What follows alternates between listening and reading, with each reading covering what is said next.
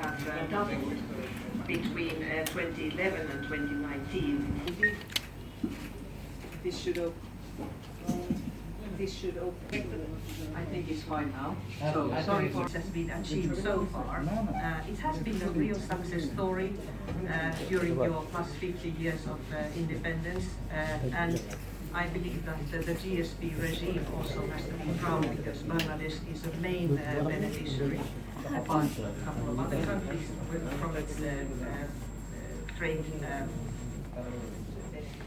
But now you seem to be, as a country, moving to the next step. And I'd like to assure that we would support you in ensuring concrete progress and implementation of high standards in your social and economic life, including human rights. So, but we know very well that this interdependence of trade between the EU and Bangladesh has also led to some sad incidents. I'm not talking about Rana Plaza, which was a real shock for many of us and all of us in Europe, thinking about where our garments come from. So now this has led the European Union to engage more with Bangladesh because we really want to engage. And this has led to what we call enhanced engagement under the EBA scheme, which aims at making our trade relations sustainable. So 1 year ago, your government committed to implement what we call a labor roadmap, and we strongly welcome this major step. And we follow this with great attention because the successful implementation of the labor roadmap will be very much linked to your graduation process and the subsequent accession to the GSP Plus regime. So I wish to stress that full and successful implementation of the roadmap is a clear precondition for any accession to the GSP Plus in the future. I'd like to note with some concern delays in putting the labor law and the economic processing zone labor law in full compliance with international standards. However, I'd like to express my delight that today in our deliberations and discussions with members of the government, we hear that there is more attention now to accelerate this implementation. So, of course, it's an important challenge for the country, and the EU has been very supportive of the process throughout. But as these are two fundamental requirements in order to successfully transition to GSP+, it will be very urgent to anticipate deadlines. So to accelerate the process for entry into force of these two important legislative changes and to ensure their full effective implementation. So I'd also like to add that the EU has a zero-tolerance policy on child labor, and we attach great importance to your commitment to fully eliminate child labor by 2025. We even strongly encourage the government to speed up the process as much as possible. And we've heard some benign statements to this direction, and I very much would now appeal to the government to accelerate it so that child labor could be eradicated before 2025. I know it's a complex challenge, but it can be done if there's the political will. So, you probably know that the GSP regulation of the European Union is currently under review. And clearly, the European Parliament, as a co-legislator, attaches great importance to its implementation of conditionalities and as well as of the transparency to the process, because we believe that all the stakeholders in your society and in the EU should be involved in the implementation of the GSP regime. So I'd like to say that we have some serious concerns on human rights. And let me say that very basic international human rights conventions go together with accession to the GSP Plus regime. We believe that adequate protection of labor rights can only be guaranteed if fundamental human rights are respected. So labor rights and basic human rights cannot be separated from one another. And I also very much want to emphasize that civil society must have adequate space for free expression, and we pay great attention to concerning situations of extrajudicial detentions and enforced disappearances.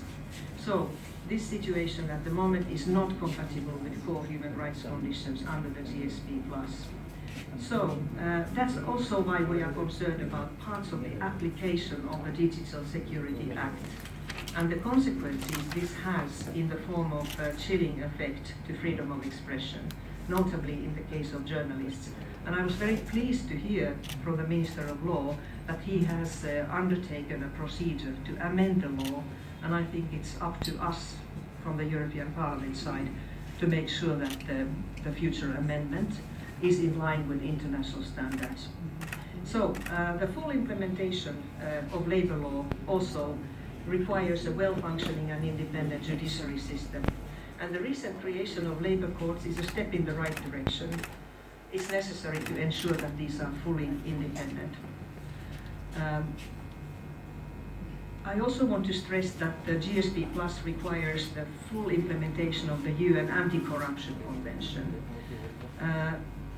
In addition, I want to welcome the existence of a minimum wage in Bangladesh, but it must be set at a level so as to ensure a living wage across different economic sectors. And let me point out that one of the elements in our national action, your national action plan on the labor reforms is also that the businesses must be responsible. Responsible business conduct is an element in it, and we have also been talking to the European brands, we have been talking to the manufacturers and owners of factories, that this question of living wage for workers is a key issue. So I very much hope that the attention will be directed to this question. So finally, I want to say a word about the dramatic international political situation. It's very important to understand the reasons why this situation has arisen and what are the problems and the reasons of the problems. So the EU is very explicit and clear that this is not, the reasons are not the sanctions against Russia, but the unprovoked illegal aggression of Russia against Ukraine. It is this aggression of Russia against Ukraine that has led to the current problems and to the problems that the international community is being faced with.